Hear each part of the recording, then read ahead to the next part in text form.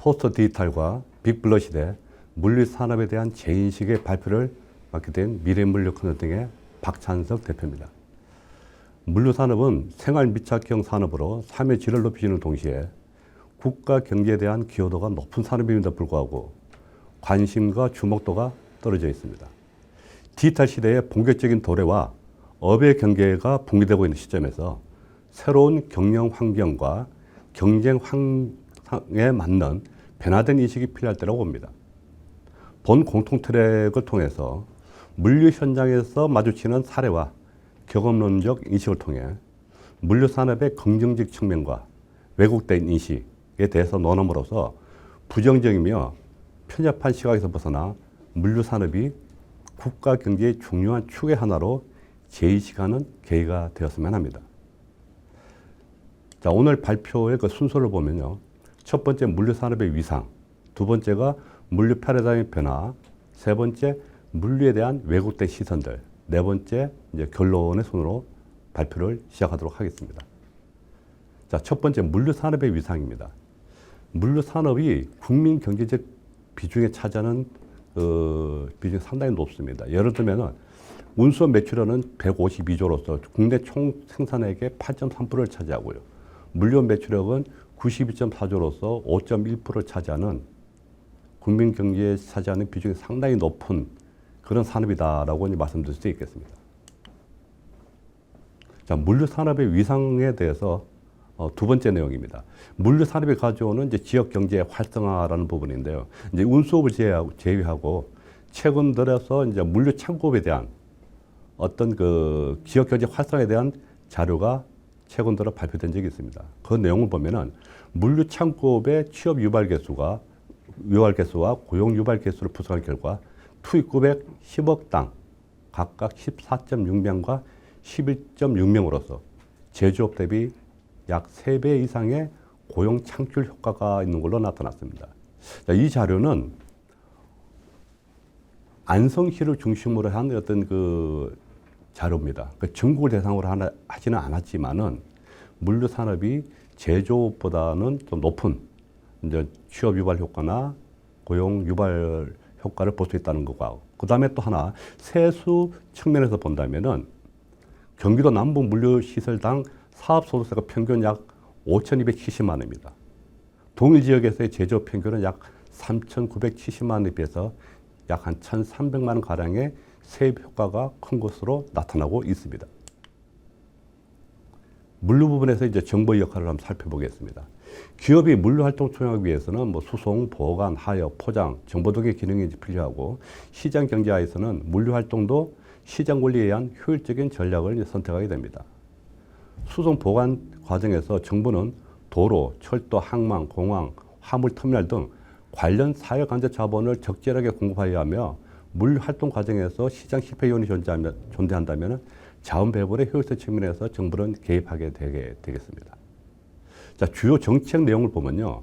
뭐 사회간접 자본 확충이라든지 교통 안전이라든지 환경이라든지 효율성을 추구하는 그런 부분이 되겠고요.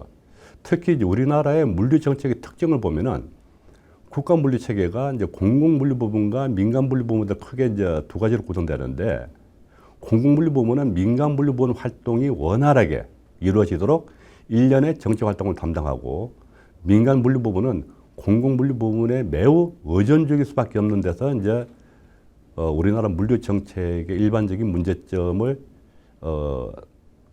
내포하고 있지 않느냐라는 이제 인식을 할 수 있겠습니다. 자, 물류 산업 위상에서 이제 생활 물류 산업 측면을 본다면은 작년 1월 달인가요?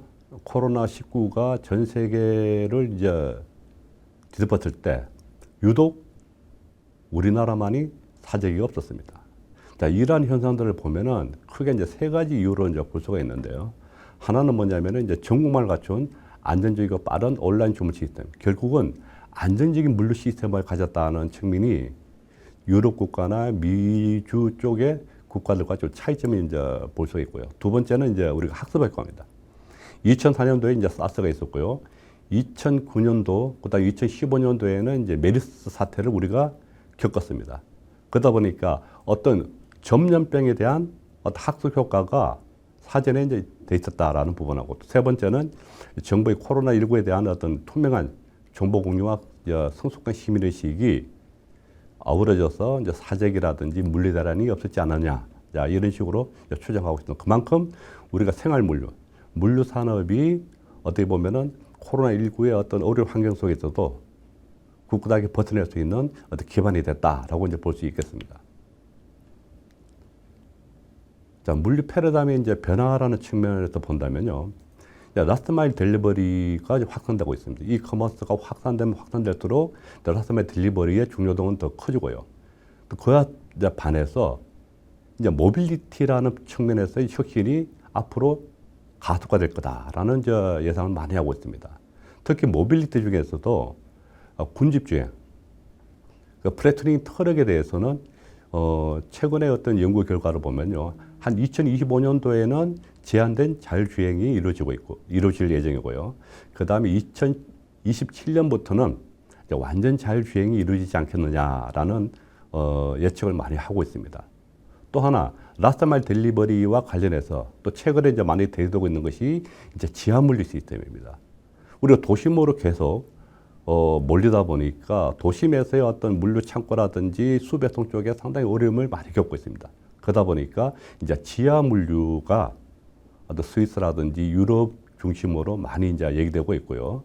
그 다음에 이제 도시 물류 프로젝트와 관련해서 예를 들면 마이크로 풀피넷 센터, 소규모 배송 거점들이 이제 곳곳에 세워지면서 라스트 마일 딜리버리를 수요에 이제 충족하는 그런 노력들이 많이 이루어지고 있습니다.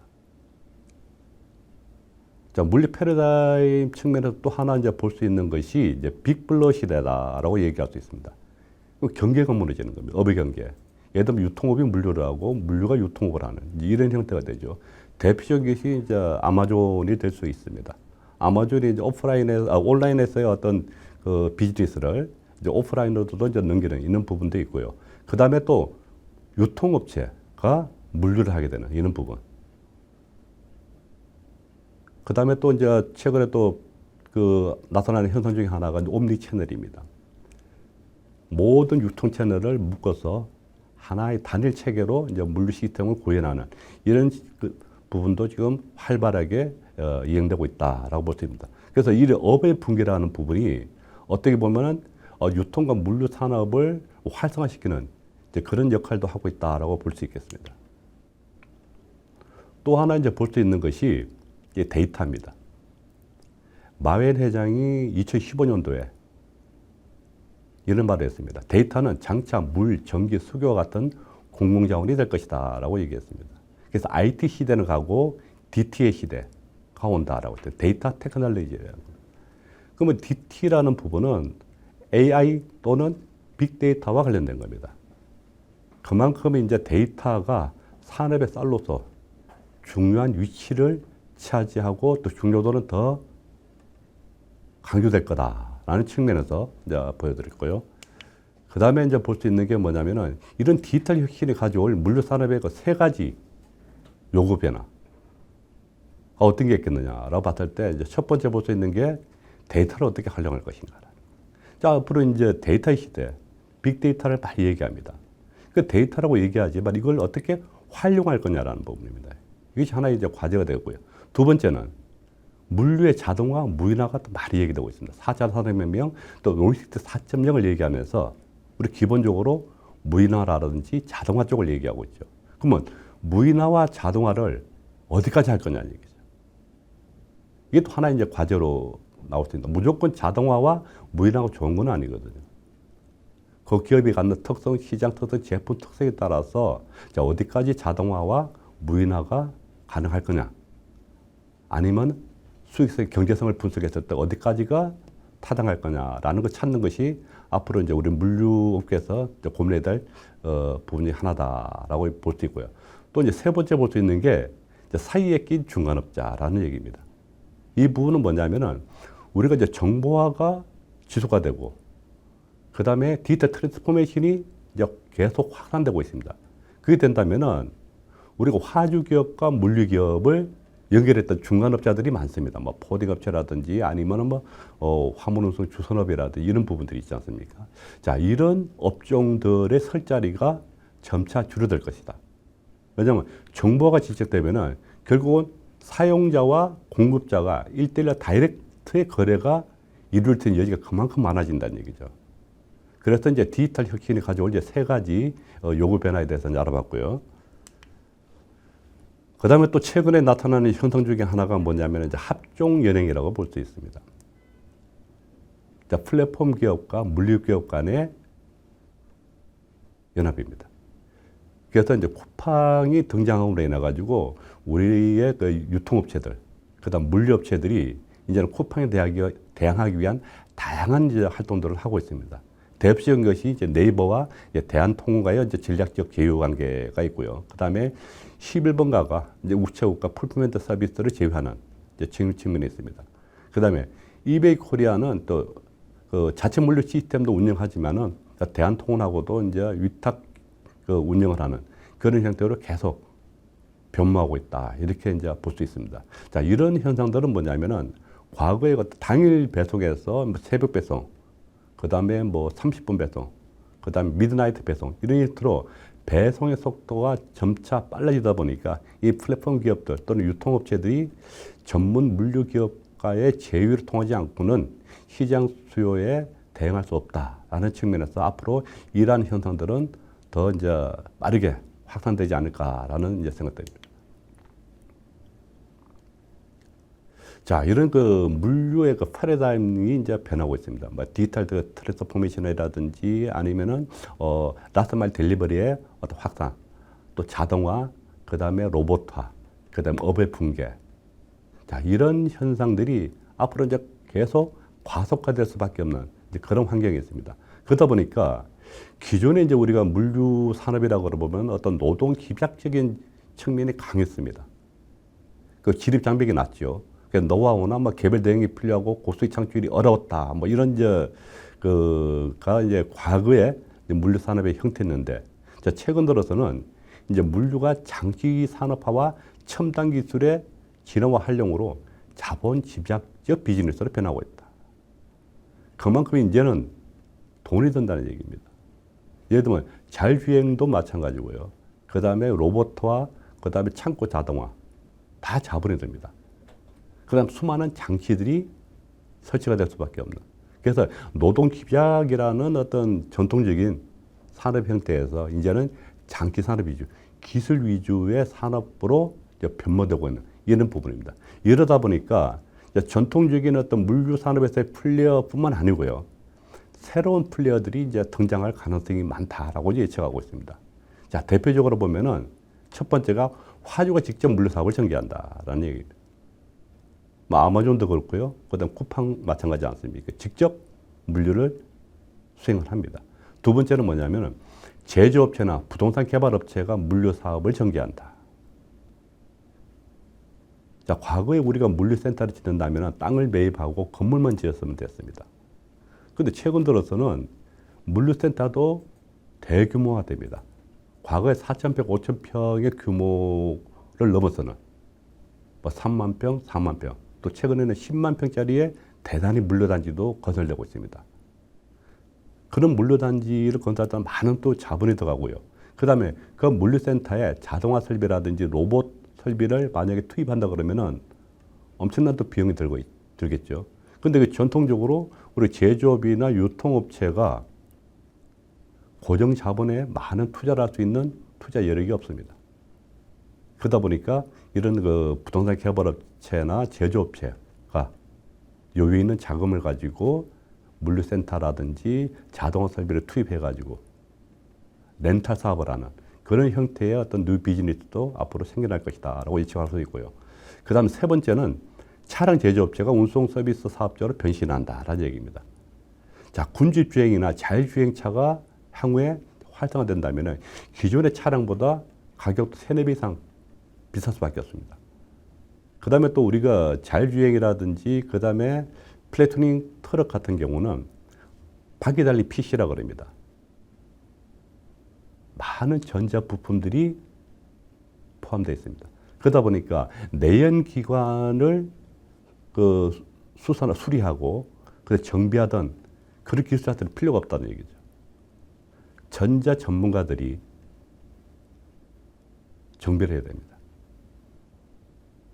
그러다 보니까 그런 업자들을, 전문가들을 고용하고 운용할 수 있는 부분들은 차량 제조사밖에 없다는 얘기죠. 그래서 차량 제조사가 향후에는 차량을 제조해서 판매뿐만 아니고 렌탈 사업까지도 하지 않겠느냐. 메인테넌스까지 포함하는 뭐 이런 형태로도 이제 발전할 거다. 이런 이제 예측도 있고요. 그 다음에 또 이제 네 번째가 거대 소프트웨어 업체가 물류 최적화를 실현하는 플랫폼을 제공한다라는 얘기입니다. 지금 이제 대부분의 기업들이 뭐 WMS라든지 TMS라든지 OMS라는 소프트웨어들 많이 구축하고 운영하고 있습니다. 통상 보면은 뭐 4, 5년, 뭐 3, 4년 되면 되는 업체도 있습니다만은 업그레이드를 해야 돼요. 또 장비도 업그레이드 해야 되고 소프트웨어도 업그레이드 해야 됩니다. 그러니까 많은 비용이 들죠. 그런데 이제 거대 어떤 그 소프트웨어 기업들이 클라우드를 이용해 가지고 소프트웨어를 제공합니다. 값싸게. 그러면 사용자 입장에서는 다양한 소프트웨어를 값싸고 그 다음에 유용하게 쓸 수 있는 그런 어떤 그 생태 환경이 만들어질 거다라는 이제 그런 부분이 있고요. 그 다음에 다섯 번째는 이제 금융자본이 물류센터를 보유하고 로봇으로 무인 창고를 실현하며 임대 및 운영 수익을 창출할 거다라고 얘기합니다. 지금 수도권에 있는 A급 물류센터의 대부분은요, 누가 보유하고 있느냐? 물류기업들이 아니에요. 자산 운용사라든지 보험회사라든지 금융기관들이 보유하고 있습니다. 앞으로도 그런 추세는 계속될 수밖에 없습니다. 그러다 보니까 일각에서는 이제 물류산업이 이제 쩐의 전쟁이 되지 않겠느냐. 자, 돈으로 하는, 그러니까 금융자본과 그 산업자본과의 어떤 연계, 이런 부분들이 앞으로 이제 물류산업을 활성화하고, 그 다음에 로봇화와 자동화를 촉진시키는 중요한 매개 역할을 할 거다라고도 예측하고 있습니다. 자, 이번 내용은 이제 물류산업에 대한 왜곡된 시선들에 대한 부분입니다. 제가 뭐 그 쿠팡을 이제 예로 들었는데요. 어떤 특정 업체를 갖다 옹호하고 그 다음에 홍보하기 위한 수단은 아닙니다. 하나의 사례를 그 얘기하기 위해 가지고 쿠팡을 제시했다라고 이해하시면 되겠습니다. 자, 쿠팡 전과 쿠팡 후의 유통물류산업. 쿠팡이 2010년 8월달에 창업했습니다. 쿠팡이 탄생한 이후로 우리나라의 유통물류산업은 어떻습니까? 크나큰 변혁을 맡게 됩니다. 어떻게 보면 쿠팡이 게임 체인저로서의 역할을 했다라고 볼 수 있죠. 그래서 혁신의 DNA와 아이콘으로 이제 쿠팡이 등장했고요. 쿠팡이 등장함으로 해서 뭐 새벽 배송, 로켓 배송이라든지 그 다음에 물류에 대한 서비스, 그 다음에 직고용, 이 다양한 형태들이 많은 유통업체나 물류업체들에게도 영향을 미치고, 그로 인해서 우리나라 그 유통산업이나 물류산업이 한 단계 업그레이드하는 중요한 계기가 됐다라고 이제 볼 수 있겠습니다. 그 다음에 또 쿠팡이 말이죠. 삼성전자나 현대자동차에서 고용 창출의 탑3가 됩니다.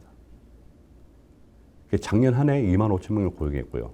그다음 2025년까지 약 5만 명을 추가 고용할 예정으로 있다라고 이제 지금 발표되고 있습니다. 자, 이 내용은 이제 누가 쿠팡에게 돈을 던지냐라는 얘기입니다. 쿠팡의 노동, 최근에 언론 보도를 보면은 쿠팡에 대해서 상당히 자극적이고 부정적인 보도들이 상당히 많습니다. 그리고 그걸 우리가 한번 더 뒤집어 봐야 돼요. 과연 쿠팡이 그렇게 나쁜 기업이냐? 자, 쿠팡의 어떤 산재 신청률을 보면은 타산업공단 높게 나타나고 있습니다. 여러분도 아시다시피 산재 신청은요, 대부분의 기업, 뭐 제조업도 마찬가지입니다. 물류업도 마찬가지고. 산재가 발생했다 하더라도 되도록이면 신고를 안 하려고 합니다. 산재 신청이 많아지면 비용도 증가되고 여러 가지 불이익, 행정적인 불이익도 있고 금융기관에서의 어떤 불이익도 발생할 수 있습니다. 그에 반해서 쿠팡은 산재 신청에 대해서 좀 너그러워요. 그러다 보니까 수치상으로는 산재 신청이 많은 걸로 나옵니다.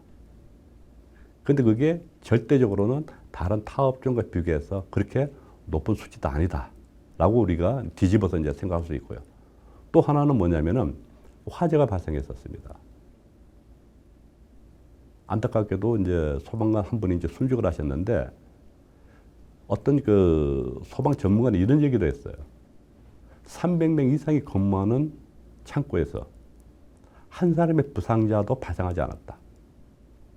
그럼 우리가 박수를 쳐줘야 된다고 그랬어요. 근데 우리는 그런 걸 외면하거든요. 불이 났다, 한 분이 순직했다, 건물이 다 탔다. 그러니까 쿠팡은 나쁜 기업이야. 이런 식으로 매도해버린다 이거죠. 그러니까 우리가 좀 이걸 좀 냉정하게 바라볼 필요가 있습니다. 쿠팡이 말이죠. 지난 1년간에 안전 전문 인력을 약 한 700명을 추가로 고용했어요. 그 다음에 또 남들이 잘 안 쓰는 비싼 그라스우드를 갖다가 채용을 했습니다. 또 안전관리를 위해서 2,500억 이상을 또 투자를 했어요. 그만큼 타 기업과는 다르게 안전관리라든지 이쪽 부분에 상당히 많은 투자를 하고 관리했는데도 불구하고 화재 한 번으로 인해서 모든 것이 물거품이 되는 이런 부분이죠. 그래서 우리가 이제 기업이 통제할 수 없는 부분까지 책임을 떠안고 나쁜 기업으로 낙인 찍힐 경우 기업들의 안전 투자 의식이 퇴소할 밖에 없습니다. 그래서 이 쿠팡의 사례도 우리가 좀 다시금 뒤집어 볼 필요가 있다. 이런 측면에서 이 내용을 보여드렸고요. 그 다음에 또 하나 볼 수 있는 게 여러분들도 많이 이제 뉴스에서 볼 수 있었지만은 물류시설을 혐오시설로 봅니다. 화장장도 아니고 쓰레기 소각장도 아닌데 물류시설이 왜 혐오시설입니까? 과거에 우리가 창고를 본다면은 혐오시설일 수도 있어요. 그런데 최근에 물류센터나 물류단지는 정말 청결하고 먼지 안 나고요. 소음도 별로 없습니다. 단지 차량이 많이 이제 좀 더 다닐 뿐이죠. 그러면 제가 예를 드는 그 신세계 하남 물류센터 같은 경우는 이 하남 지구가 여러분들도 아시다시피 신개발 지역이거든요. 거기도 유통업체도 들어가 있고 새로운 아파트들이 지금 계속 건설되고 있습니다. 그러면 기존의 주민들이 거주하던 지역이 아니에요. 아닙니다. 새롭게 들어가는 거거든요. 그러면 교통정체라든지 공해라든지 집값 하락 이런 부분은 발생될 여지가 별로 없는 부분입니다. 그럼에도 불구하고 주민들의 어떤 민원이라든지 그 다음에 소음 경관 이런 이유로 인해 가지고 합법적인데도 불구하고 불법적인 건 하나도 없어요. 또 불구하고 온라인 물류센터의 건설이 무산된 그런 부분이 있습니다. 그래서 이런 부분들이 우리가 어떻게 보면은 이제 지금까지 이제 우리 물류라는 부분에 대해서 또 물류센터에 대해서 또 물류산업 전반에 대해서 어떤 유용성이라든지 그 다음에 효과성에 대해서 대주문이라든지 대언론이라든지 이런 홍보 부분이 좀 미약하지 않았느냐라는 그런 아쉬움이 있습니다. 자, 물류산업에 대한 편향된 시각에서 이제 물류창고 화재 대응이라는 부분입니다. 최근 5년간에 약 7,227건의 이제 물류창고 화재가 났고요. 인명피해 측면에서 5년간 약 258명, 40,055명입니다. 이 자료를 잘 보시면은 작년에 2,000 그 물류창고가 있지 않습니까? 건설 과정에서 한 46분이 사망을 하셨습니다. 그 부분을 빼고 나면은 그 인명피해가 연간 한 두세 분 정도 전국적으로 이게밖에 안 나타납니다. 그래서 물류창고가 화재의 어떤 원흉 이런 부분은 아니거든요. 특히 이제 화재라는 건 제조 부분에서 더 많이 발생합니다. 더 많이.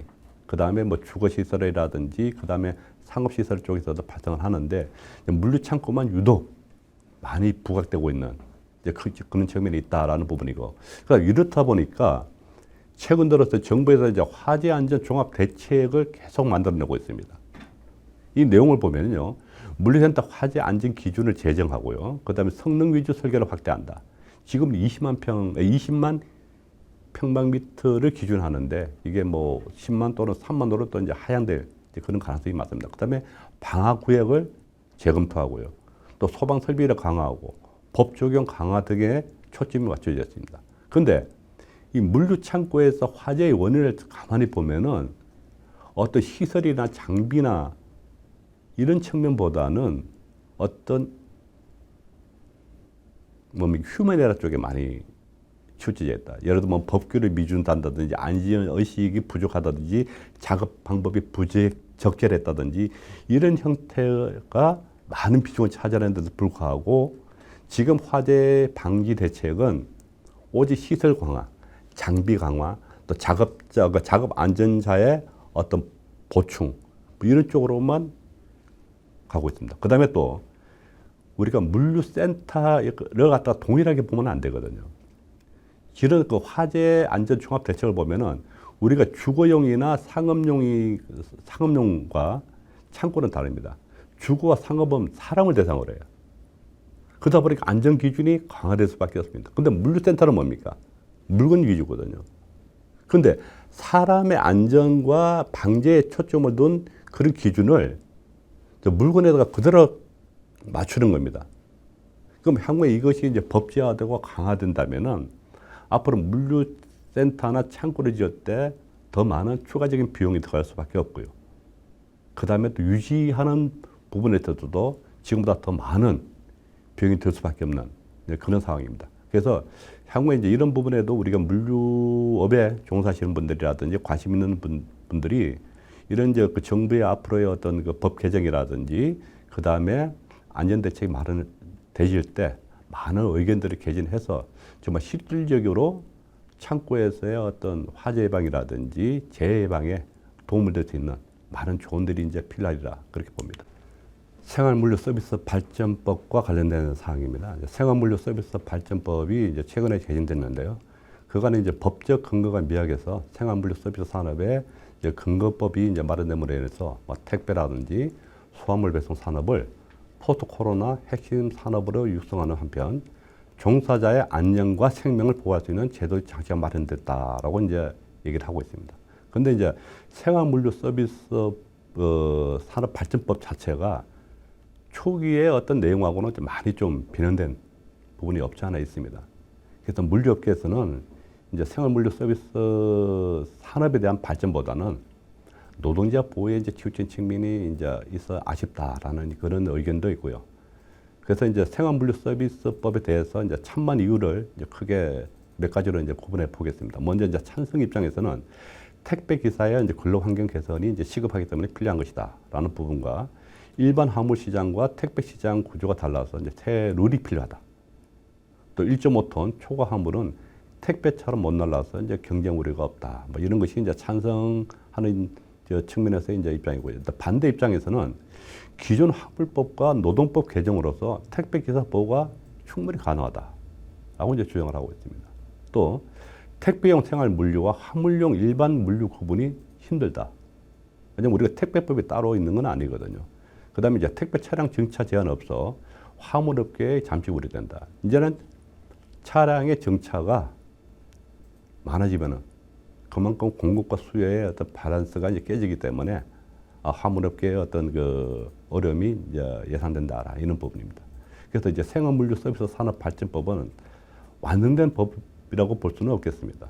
앞으로도 이해관계자 간의 어떤 협의라든지 그 다음에 상생 방안을 찾아서 정말 이 법 자체가 종사자뿐만 아니고 국민들에게도 이제 도움이 되는 그런 좋은 법으로 이제 변화됐으면 하는 그런 바람이 있습니다. 자, 이번 내용은 이제 물류시설 부지 확보의 어려움이라는 내용입니다. 자, 이커머스 시대에 물류 인프라의 핵심은 물류시설입니다. 물류창고입니다. 이 물류창고가 없으면 물류가 이동을 못 합니다. 그래서 최근 들어서는 우리가 마이크로 풀필드 센터도 많이 얘기합니다. 이제 도심으로 오는 거죠. 물류센터나 물류단지가 과거에는 시외곽이었던 것이 이제는 우리가 뭐 당일 배송이라든지 그 다음에 즉시 배송 또 30배송으로 시장 수요가 변함에 따라서 이제 물류센터나 물류단지의 중요성은 점점 더 커지고 있습니다. 그런데 이런 그 중요성에 비해서 실질적으로 우리가 물류업계나 아니면은 산업계에서 물류단지를 건설하기 위한 주변의 어떤 상황들을 보면은 너무 어렵다는 얘기입니다.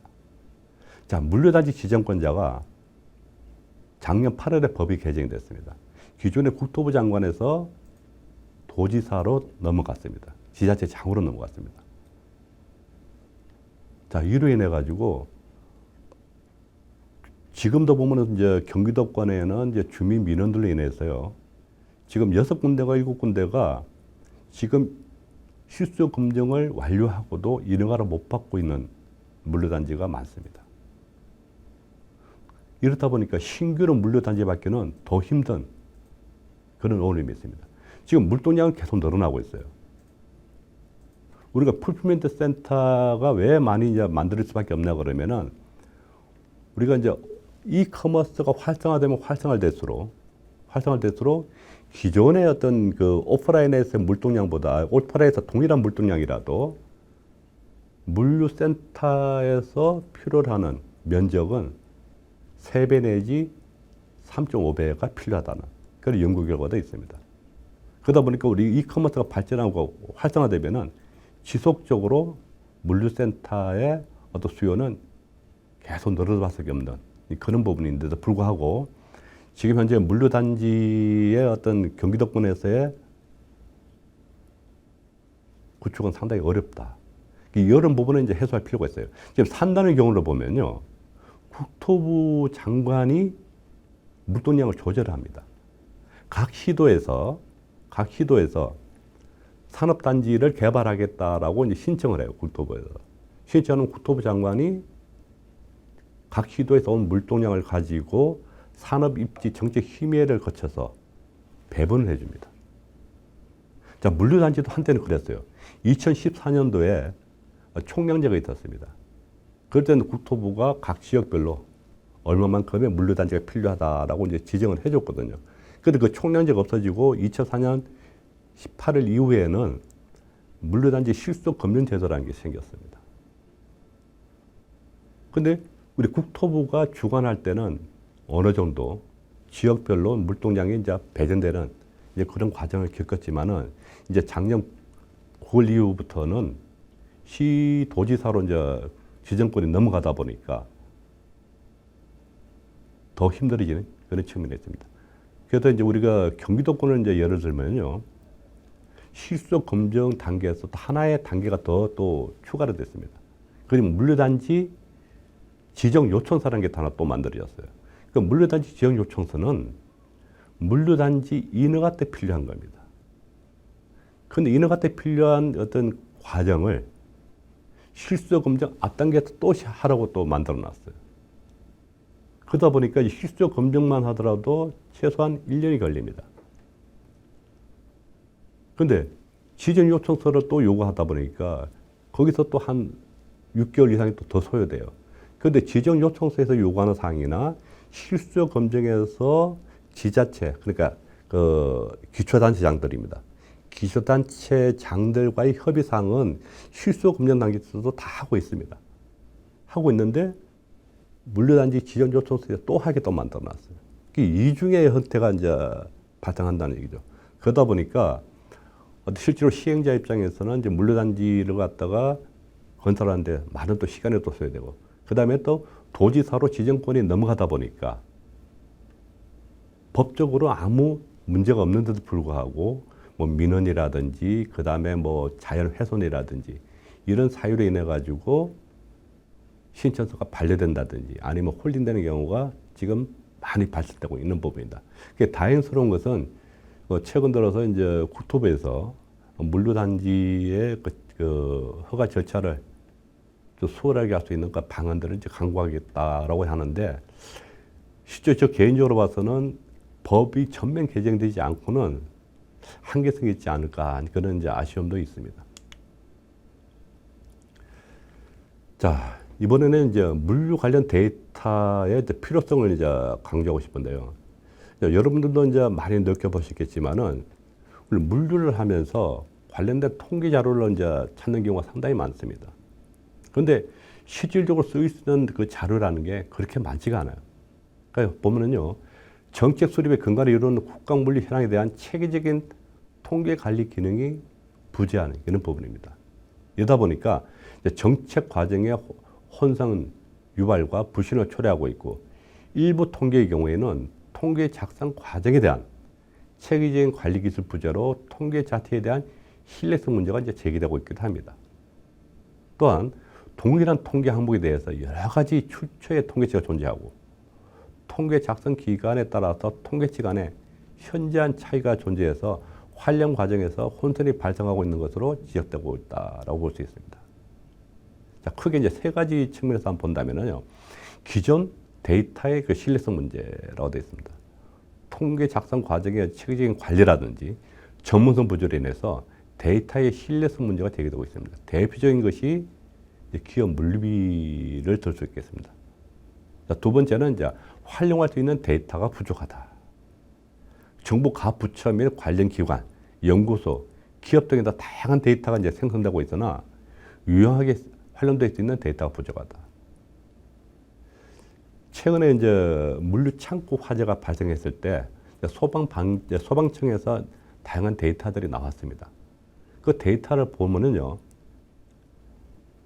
전국적으로 연도별로 지역적으로 몇 개의 창고가 화재가 났다, 또 아니면 재해가 발생했다, 이렇게만 나와요. 근데 우리가 필요한 것은, 정말 우리 물류하시는 분들이 필요한 부분은 각 형태별로, 규모별로, 그 다음에 어떤 그 취급 품목, 이런 세부적인 자료들이 필요한 건데 그런 부분들은 없습니다. 단지 지역별, 그 다음에 어떤 규모의 어떤 형태냐, 또 3층짜리냐, 그 다음에 또 뭐 지하가 포함되는 물류센터냐, 이런 정보가 거의 없습니다. 그런 자료를 가지고 우리가 재해 예방이라든지 통계치를 분석할 수 있는 부분이 상당히 한계가 있거든요. 근데 소방청에서 발표하는 자료는 그게 단데, 실질적으로 지역 소방관서에서는 세부적인 것까지 다 수집을 하거든요. 그래서 우리가 필요한 거는 그런 세부 데이터들입니다. 그러니까 앞으로 이제 그 데이터라는 부분은 우리가 빅데이터를 많이 얘기하고 있고, 앞으로 이제 뭐 데이터 지도도 정부에서 이제 만든다라고 이제 얘기를 하고 있습니다. 자, 그럴 때 정말 우리가 현장에서 또 현업에서 또는 학교에서 필요하는 데이터를 어떻게 식별하고 수집하고 가공해서 활용할 수 있는, 그러니까 전반적인 이제 운영 체계가 필요하다라는 것이 이제 우리 데이터와 관련된 어떤 그 내용 중에 하나가 되겠습니다. 자, 물류정책 거버넌스의 이제 방향 재정립과 관련된 내용입니다. 이제 물류정책의 이제 소관 부서를 보면은, 뭐 산업물류는 산업통상자원부와 중소벤처기업부, 또 육상항공물류는 국토교통부, 국제물류는 해양수산부, 또 식품물류는 농림축산식품부, 병원 의료물류는 보건복지부, 중소기업의 경우는 중소벤처기업부 등으로 이제 다양합니다. 이 같은 거버넌스 체계는 물류의 기본적인 특성과 결여돼서 물류 정책의 수립과 집행의 효용성 및 유효성에 이제 근본적인 한계가 있다라고 볼 수 있습니다. 또 하나, 이제 중앙정부와 지방정부 간의 어떤 전달 조정 기능과 물류 관련 단체의 이제 위상도 좀 미흡한 이제 실정이고요. 또 정책의 효율성을 확대하기 위해서는 중앙정부 내의 정책 조정 기능을 강화하고 시장의 요구사항을 전달할 수 있는 채널을 효율화하기 위한 거버넌스의 이제 혁신이 필요하다라는 부분이 있습니다. 또 중앙정부나 지방정부에서 계획하고 실행한 물류 정책 성과에 대한 객관에 대한 평가 시스템이 부족하다. 향후 이제 물류 정책 거버넌스의 이제 방향에 대해서 의견을 한번 제시해 보면요, 물류 정책의 효율적인 추진과 민간 기업의 참여와 투자를 유인하기 위해서는 정책 수요자인 민간 기업을 고려한 실행 계획이 필요합니다. 또 중앙부처 중심, 즉 예산을 지닌 공급자 위주의 과제나 사업을 나열하는 방식은 이제 벗어나야 되겠다라는 부분.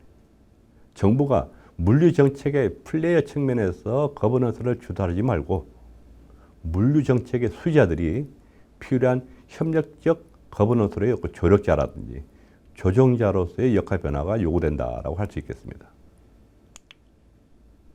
자, 오늘 이제 제가 말씀드린 내용을 5가지로 요약해서 한번 정리를 해보도록 하겠습니다. 먼저 첫 번째, 물류 산업의 어떤 긍정적인 측면을 보호할 수 있는 홍보 방안 제시 및 실행이 이제 필요하겠다라는 얘기입니다. 어떤 특정 사건들이 발생하면은 그러니까 발생된 기업들이 언론이나 정치권으로부터 못매를 맞습니다. 완전히 일방적인 것이죠. 그런데 실질적으로 그 부분에 대해서 우리가 뭐랄까 오공한다라고 하면 이상하지만은 실제 그 기업의 행위 자체가 어떤 측면에서는 나쁜 게 있지만 어떤 측면에서는 또 긍정적인 측면도 있습니다. 그런 부분을 갖다가 우리가 충분히 알려줄 필요가 있고, 그 다음에 물류산업이 혐오산업이 아닙니다.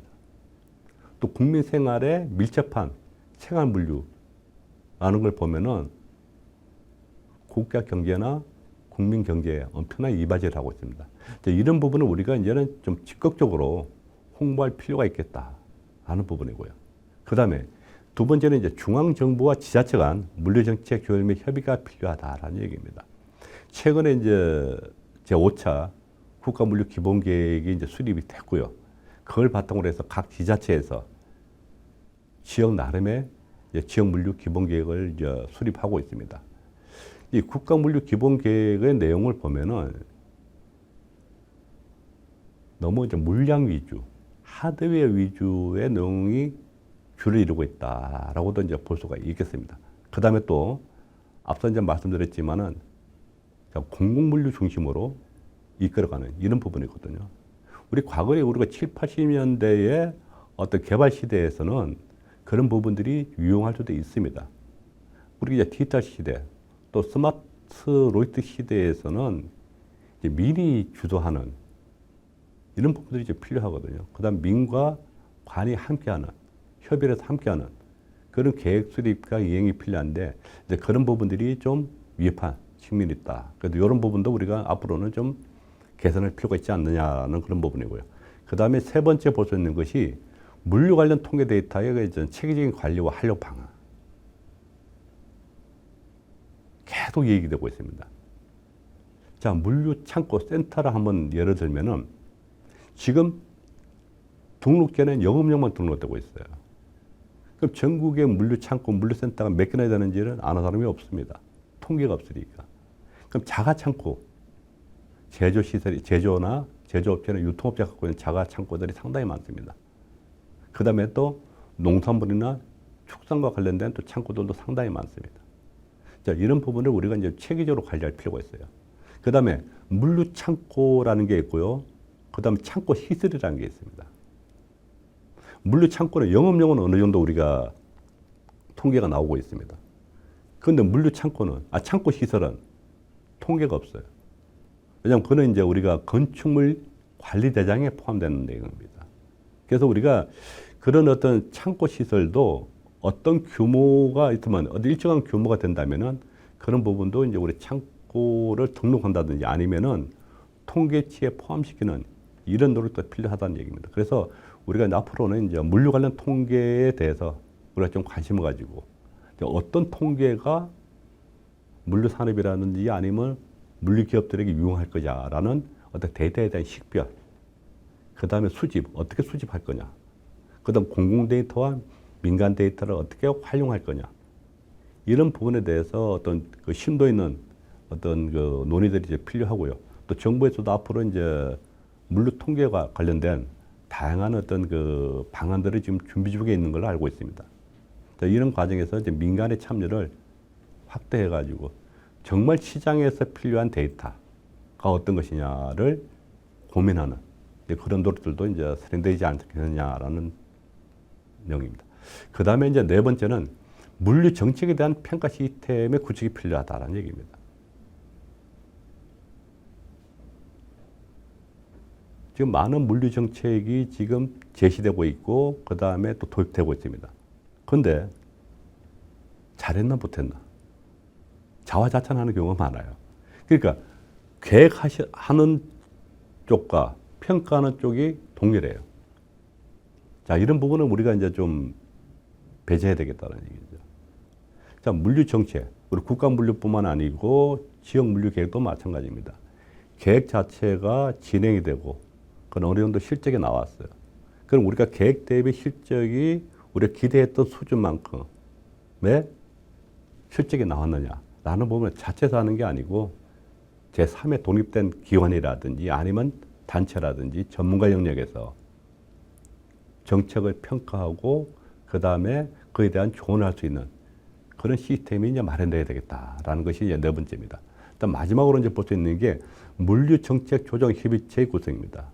이 얘기는 뭐 20년 전, 30년 전에도 나왔다는 얘기입니다.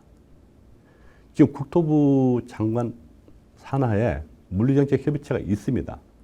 있지만은 어디까지나 협의기구죠. 우리가 열사결정을 하는 기구는 아닙니다. 그래서 지금 앞서 보셨겠지만은 이제 과거의 물류는 어떤 해양수산부나 국토교통부 위주의 어떤 물류산업의 구조를 가졌다 그러면은 우리가 이제 스마트 물류, 그 다음에 디지털화되는 이런 상황에서는 이제는 벤처기업부라든지, 그 다음에 산자부, 그 다음 농림부, 그 다음에 보건복지, 관련 부서들이 너무 많습니다. 이런 부서와의 협업, 그 다음에 정책 조정, 협력 없이면은 국가 물류가 제대로 돌아갈 수가 없죠. 그래서 단순하게 협의체의 개념이 아니고 그 협의체 자체에 어떤 특정한 권한을 줘가지고 거기서 의사결정을 할 수 있는 그런 권한도 부여해야만이 국가 물류라든지 기업 물류가 원활히 운영될 수 있는 중요한 밑바탕이 되지 않겠느냐라는 그런 말씀을 드리고 싶습니다. 자, 오늘 발표는 이것으로 마치겠습니다. 감사합니다.